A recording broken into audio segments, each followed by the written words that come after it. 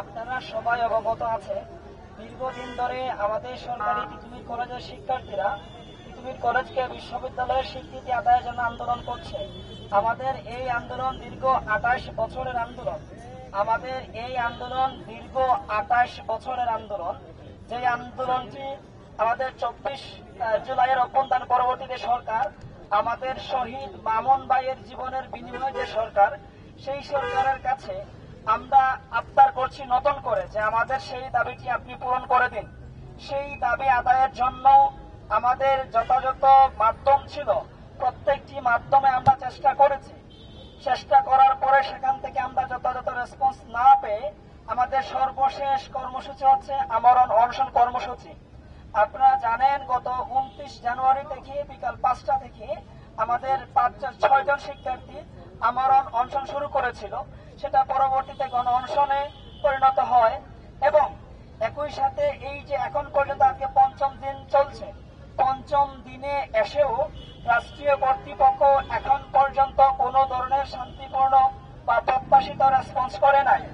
এতে করে যেটি হয়েছে, আমাদের কাছে কি আশঙ্কা তৈরি হয়েছে, সেই আশঙ্কাটা হচ্ছে আমাদের শহীদ মামুন ভাইয়ের জীবনের বিনিময়ে যে সরকার আমরা বসিয়েছি, সেই সরকার কি এই যে লাশের বিনিময়ে এসে রক্তের বিনিময়ে ক্ষমতায় আসার পরে মানুষের জীবন কি নর্মালাইজ করে ফেলছেন কিনা আমাদের সন্দেহের জায়গা। যদি সেটি না হতো তাহলে আজকে 5ম দিন হওয়ার পরও আমাদের ভাইরা এখানে রাস্তায় মরে যেতে হওয়ার উপক্রম হতো না, এখনো অনশন করতে হতো না। এখন আপনারা জানেন, আমাদের সেই কর্মসূচির অন্তর্ভুক্ত হিসেবেই আমাদের যে 35,000 শিক্ষার্থী ভাই বোন আছে, তারা যখন দেখেছে তাদের ভাইয়েরা এখানে মরে যাচ্ছে, রাষ্ট্রীয় কর্তৃপক্ষ রেসপন্স করছে না, রাষ্ট্রীয় কর্তৃপক্ষ যথাযথ দাবি আদায় মেনে নিচ্ছে না, সেই কারণে তারা ক্ষুব্ধ হয়ে তারা আরেকটি কর্মসূচি দিয়েছে। তারা একটি আলটিমেটাম দিয়েছিল, সেই আলটিমেটামে সেখানে রেসপন্স না পেয়ে একটি কর্মসূচি ছিল blockade to Dhaka north city. তো সেই কর্মসূচি আমাদের গতকাল 4টার পর থেকে শুরু হয়েছিল এবং আপনারা জানেন যে বাংলাদেশের ধর্মপ্রাণ মুসলমানদের অন্যতম একটি প্রোগ্রাম ছিল বিশ্ব ইজতেমা। সেই বিশ্ব ইজতেমা আজকে আখির মোনাজাত ছিল। তাদের কথা বিবেচনা করে আমাদের সেই ব্লকেট কর্মসূচি আজ সকাল 6টা থেকে 11টা পর্যন্ত আমরা শিথিল রেখেছিলাম। এখন আমরা পরবর্তীতে আরো ভেবে দেখলাম যে এই প্রোগ্রামে সারা বাংলাদেশ থেকে মানুষ আসছেন, ধর্মপ্রাণ মানুষ। আমরা আমাদের এই কর্মসূচির অন্তর্ভুক্ত রেলপথ ছিল, আমাদের এই কর্মসূচির অন্তর্ভুক্ত নর্থ সিটির যে হাইওয়ে রোড যেটা আছে সেটাও ছিল, ঢাকা টু ময়মনসিংহ যে হাইওয়ে সেটাও ছিল।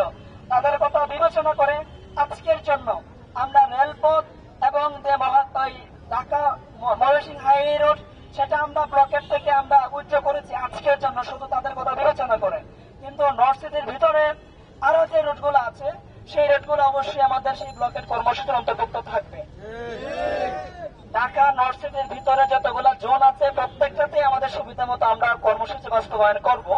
এই মুহূর্তে আমরা তিতুমির ক্যাম্পাসের সামনে থেকে শুরু করেছি, সেটা আমরা পর্যায়ক্রমে বৃদ্ধি করব। আমরা ইতিমধ্যেই বলেছি যে বিশ্ব ইজতেমা, বাংলাদেশ হচ্ছে ধর্মপ্রাণ মুসলমানদের দেশ এবং বিশ্ব ইজতেমা এটা সব সময় হয় না।